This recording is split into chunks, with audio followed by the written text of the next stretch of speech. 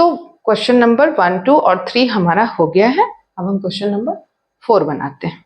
ठीक, और इसे जब भी बनाओ ना, जब भी आप सॉल्व करोगे तो एक चीज को ध्यान में रखना है कि जो हमारा क्वाड्रेटिक इक्वेशन जब आप बना रहे हो ना, तो उसका जो हमने स्टैंडर्ड फॉर्म बना के रखा था ax² + bx + c = 0, उसे नोटबुक में एक साइड में लिख लेना है, कोने में, है ना। जैसे अपने फेवरेट क्रिकेट स्टार का नाम लिख के रखते हो वैसे ही। हाँ ठीक है, अभी पढ़ाई करते समय खेलने की बातें नहीं करनी चाहिए, गलत बात। ओके, तो चलो अब यहाँ पर हम क्या देखते हैं, ये भी मल्टीप्लाई होगा, बिल्कुल होगा। 2x + 1 तो into x, then -3 into 2x + 1। अब यहाँ पे हम डायरेक्ट इसको मल्टीप्लाई कर देते हैं, x into x, x², then 5x। Okay, यहाँ मल्टीप्लाई कर लो, 2x² + x -6x -3, और ये इसको भी इधर ही ले आते हैं, -x², चलो इक्वल्स टू ही रखते हैं, +5x। अब ये हो गया 2x² + -5x -3 -x² -5x = 0। ये क्या हुआ, ये देखो, ये भी माइनस में और ये भी माइनस में, प्लस हो जाएगा। ये नेगेटिव है, ये पॉजिटिव है, तो 2x है ना, 2 में से 1 गया तो ये तो x ही हो जाएगा, x² पॉजिटिव होगा, -10x, और ये -3 = 0। तो देखो ये भी क्या है बच्चों, यस क्वाड्रेटिक इक्वेशन है ना।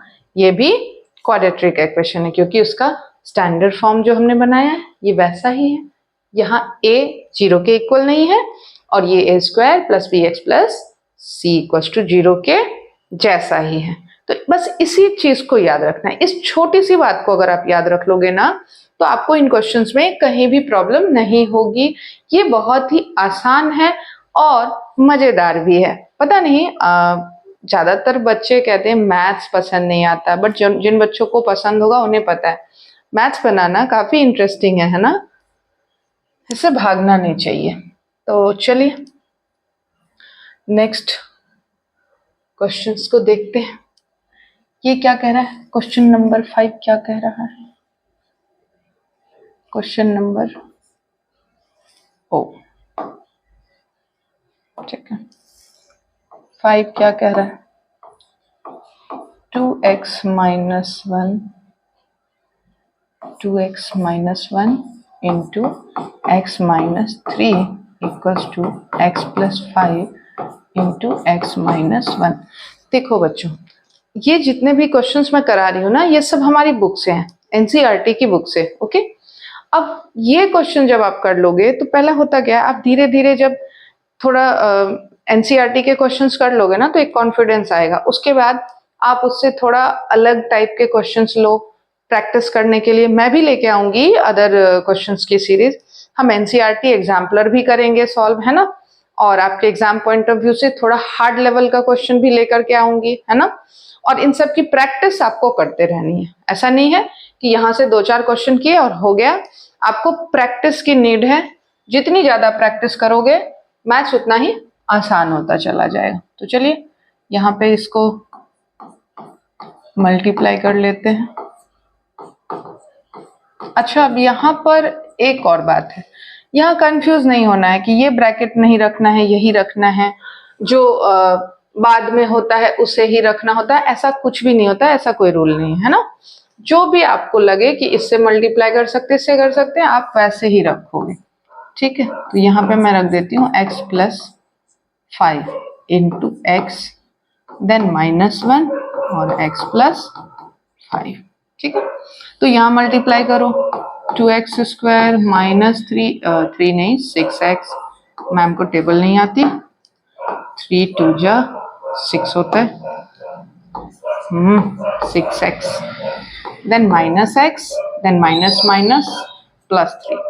ओके, और यहाँ पे क्या हो जाएगा, x square plus 5x minus x minus 5। अब इसे सॉल्व कर लो, 2x स्क्वायर। अब यहाँ देखो माइनस माइनस प्लस हो जाएगा, minus 7x plus 3 x square minus plus minus symbol plus का, सही है ना। ठीक है, ये बार बार क्या समझाऊं, ये तो पता ही है सिंबल क्यों प्लस का है।